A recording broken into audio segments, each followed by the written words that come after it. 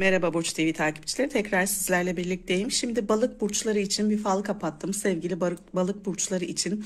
Bakalım bu ay balık burçlarına neler bekliyor? Falınızda neler var? Hep birlikte bakalım. Ben de yorumlamaya çalışayım. Evet sevgili balıklar. Balıklar şöyle biraz bu ara gözyaşı dökmüş, duygusal olan sevgili balıklar. Yine duygularına belki de yenik düşmüşler. Hakikaten biraz sıkılıp ağlamışlar, gözyaşları gördüm. Ve şöyle söylemek istiyorum, uzunca zamandır düşündükleri fakat belki de cesaret edemedikleri bir şeye bir ilk adım atacaklar sevgili balıklar. Bu ikili ilişki olabilir, iş konusu olabilir, istemiş olduğunuz bir farklı bir iş olabilir. Dediğim gibi uzunca zamandır aklınızda planladığınız fakat belki cesaret edemediğiniz, kendinizi hazır hissetmediğiniz bir konuda şu an kendinizi daha hazır hissediyorsunuz ve bir ilk adım atacaksınız. Hakikaten bundan sonra daha güzel şeyler olacak. Yani bazı şeyler çok o askıda kalmış. Yani birçok iş böyle başlamışsınız, yapmışsınız fakat sanki tam anlamıyla istediğiniz işi oturtamamışsınız ya da istediğiniz işte başarılı olamamışsınız. Bir arayış içinde olmuşsunuz. Özellikle kafanızı yoran iş konusu olmuş sizin.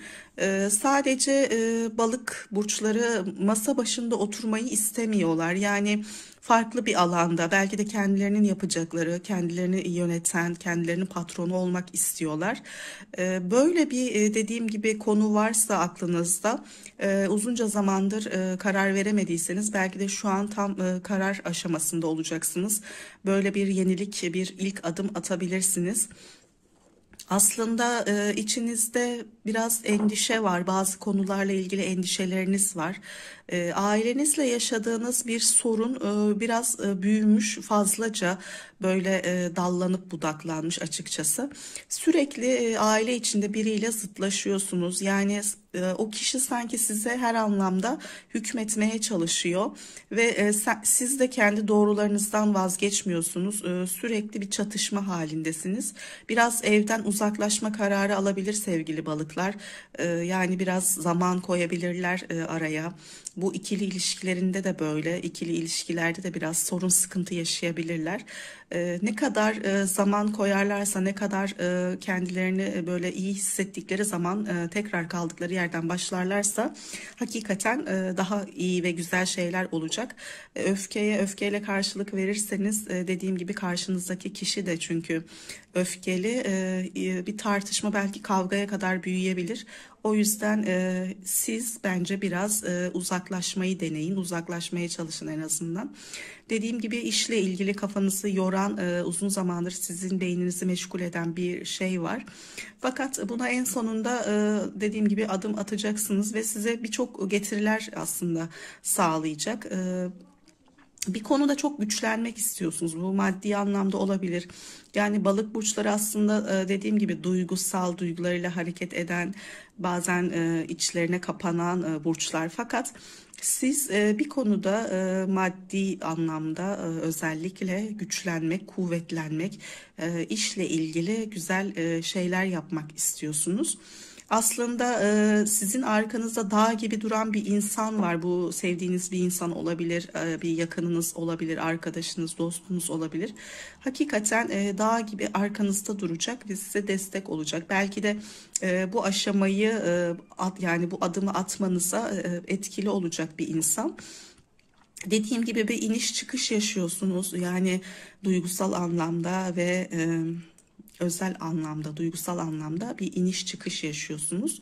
O yüzden biraz zamana belki ihtiyaçları var şu an için balık burçlarının. Aslında çok büyük beklentileri yok. Sadece doğru giden, düzgün giden, kavgasız, gürültüsüz, patırtısız bir ilişki belki de istedikleri. Fakat dediğim gibi biraz kafaları meşgul oldukları için, kafa yoğun olduğu için ilişkiye de belki zarar vermiş olabilir bu anlamda.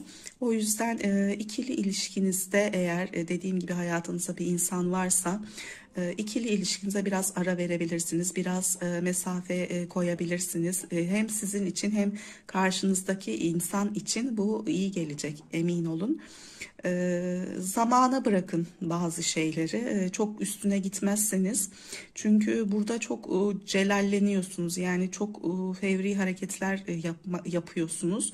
Bazen öfkenize hakim olamıyorsunuz. Bu yüzden bir beklemede kalırsanız en azından sakinleşeceksiniz. Daha doğru, daha sağlıklı kararlar vereceksiniz. Bakalım balık burçlarının tabağında şimdi neler var? Evet. Yine dediğim gibi bir kargaşa içinde, yani aile hayatında, aile içinde yaşanılan bir zıtlaşma kavgaya dönüşebilir. Bu yüzden biraz sakin kalırsanız ya da dediğim gibi biraz uzaklaşırsanız daha sağlıklı kararlar vereceksiniz. Bazı şeylerin iyi yönde iyileştiğini göreceksiniz.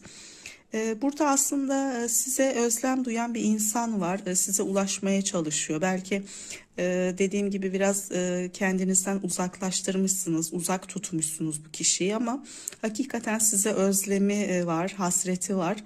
Bu insan size yaklaşmaya çalışıyor. Bazı kişilere sanki duvar örmüşsünüz.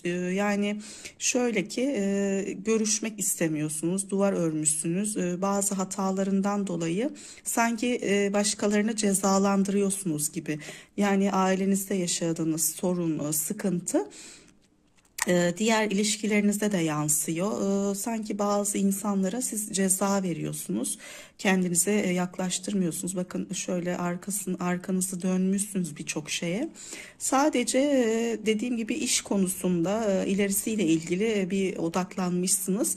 Hep onu düşünüyorsunuz. Fakat aslında insanlar sizden yavaş yavaş uzaklaşıyor, kopuyor. Bu anlamda dediğim gibi biraz düşünün, sağlıklı düşünün. Ondan sonra karşınızdaki insanlara, etrafınızdaki insanlara daha iyi anlayacaksınız. Daha çok görüşmek isteyeceksiniz. Uzaklaştığınız için belki de pişman olacaksınız. Dediğim gibi başkasına ya da ailenizle ilgili sorunlardan dolayı diğer insanlara vermiş olduğunuz belki de bu bir ceza olabilir.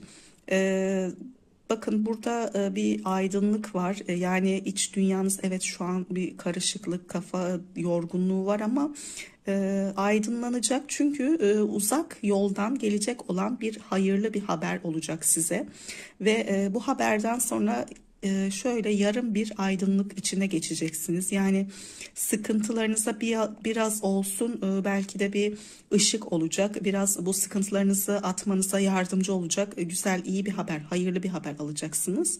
Dediğim gibi şu sıralar yine kişiliğiniz ve karakterinizdeki gibi duygusalsınız. Böyle ağlamaklı bir haliniz var. Bazen kendinizi kapatıp böyle birçok şeyden uzaklaşmak istiyorsunuz. Bu bir geçici bir süreç içindesiniz açıkçası. Dediğim gibi karanlığın arkasında doğan bir ışık, bir aydınlık olacak. Size hakikaten biraz kendinize gelmenize yardımcı olacak açıkçası. Ve etrafınızda kaktüs gibi, yani böyle dikenleri olan, sürekli kıran döken bir kişi var. Bu insanı hayatınızdan çıkaracaksınız. Yani size hakikaten birçok konuda zararı olmuş. Hem sözleriyle hem davranışlarıyla, yapmış olduğu şeylerle bir kaktüs gibi dikenleriyle sürekli insanları canını acıtıyor. Bu insanı hayatınızdan çıkaracaksınız sevgili balıklar. Olumsuz düşünmeyin. İnşallah her sıkıntının ardından gelen aydınlık, feraha kavuşursunuz. Her şey gönlünüzce olsun. Hoşça kalın.